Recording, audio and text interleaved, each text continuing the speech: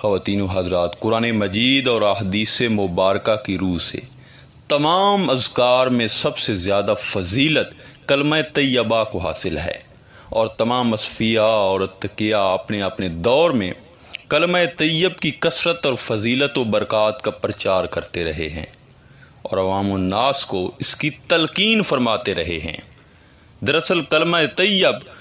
خالق کی کائنات کی طرف سے گنجینہ عظیم ہے، جس کی گناہ تک رسائی کے لیے باطنی طور پر بھی اس کو تسلیم کرنا الحد ضروری ہے، تاکہ اس کی حضرات سے مقامات و مراتب سے آگاہی ممکن ہو۔ حضور علیہ السلام کا فرمان ہے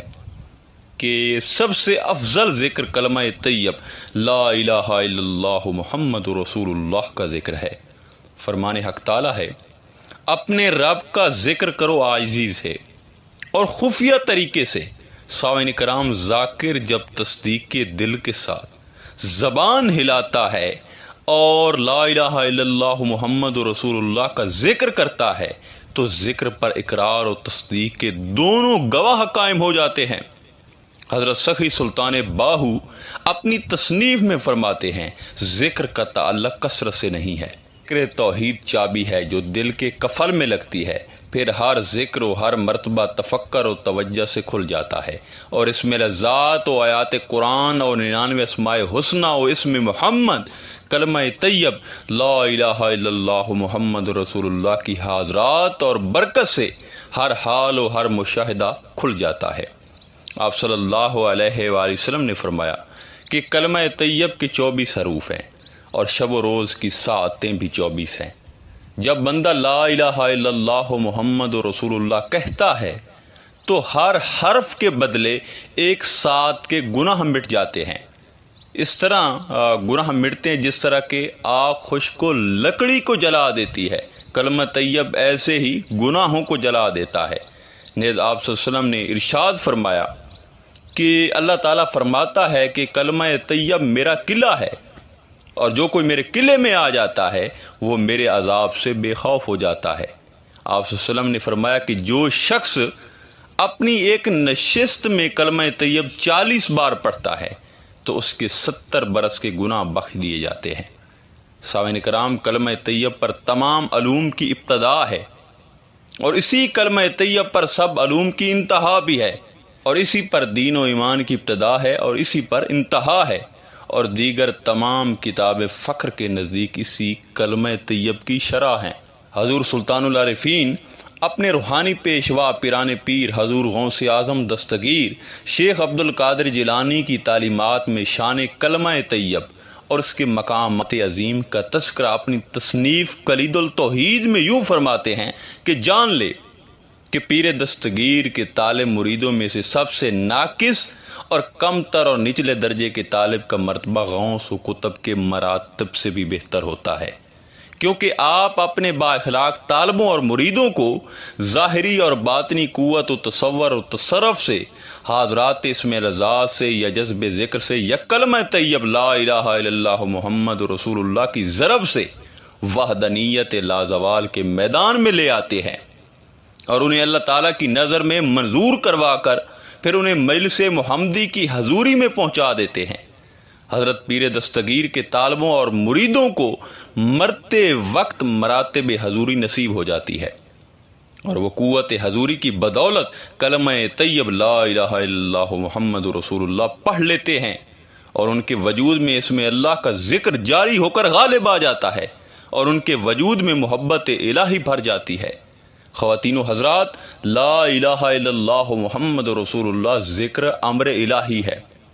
جس کا تعلق روح سے ہے، علم ادب ہے جس کا تعلق نفس مطمئنہ سے ہے۔ الغرض اصحاب رسول صلی اللہ علیہ وسلم کے پاس ظاہری علم نہ تھا،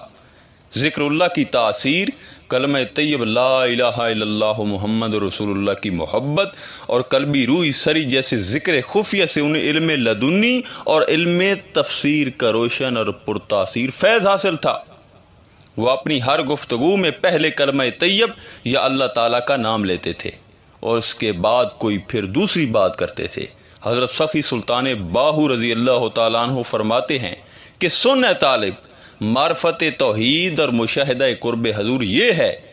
کہ جب طالب اسم اللہ ذات اور کلمہ طیب لا الہ الا اللہ محمد رسول اللہ کو اپنے تصرف اور تصور میں لاتا ہے تو اسم اللہ ذات اور کلمہ طیب کے ہر حرف سے نور کی تجلیات پھوٹتی ہیں،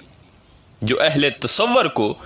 لا مقام میں قائم ہونے والی مجلس محمدی میں پہنچا دیتی ہیں، جہاں حضور علیہ الصلوۃ والسلام کے سامنے دریائے وحدت الہی موجود رہتا ہے،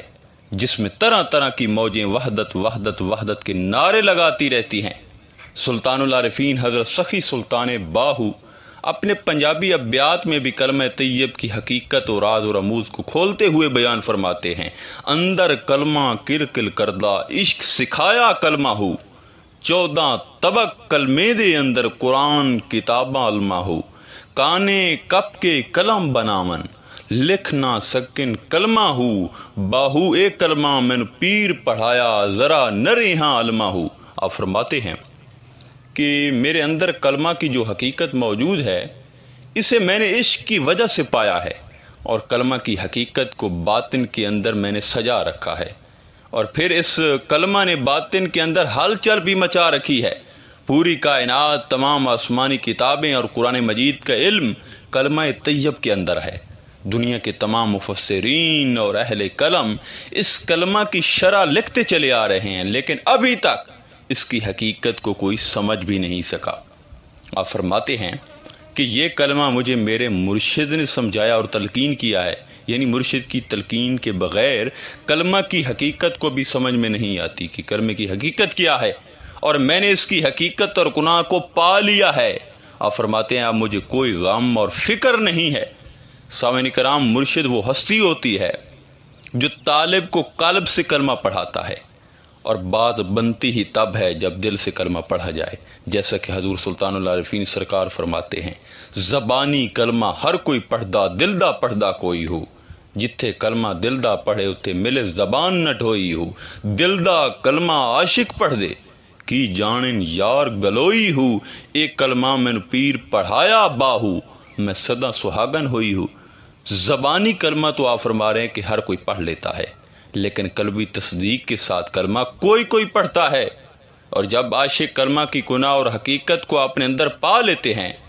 تو پھر زبان ہلانے کی ضرورت بھی نہیں رہتی، بس دیدار ہی رہ جاتا ہے۔ یہ کلمہ تو صرف عاشق ذات ہی پڑھتے ہیں، زبانی باتیں بنانے والے اس کلمہ کی حقیقت کو نہیں سمجھ سکتے۔ آپ فرماتے ہیں کہ مجھے تصدیق قلب کے ساتھ کلمہ تو میرے مرشد کامل نے پڑھایا ہے، اور اب میں دونوں جہان میں خوش بخت ہو گیا ہوں۔ آخر میں دعا ہے کہ اللہ تعالی ہم سب کو دل کے ساتھ کلمہ پڑھنے کی توفیق عطا فرمائے۔ انشاءاللہ تعالی ملتے ہیں ایک نئے موضوع میں، تب تک اللہ نے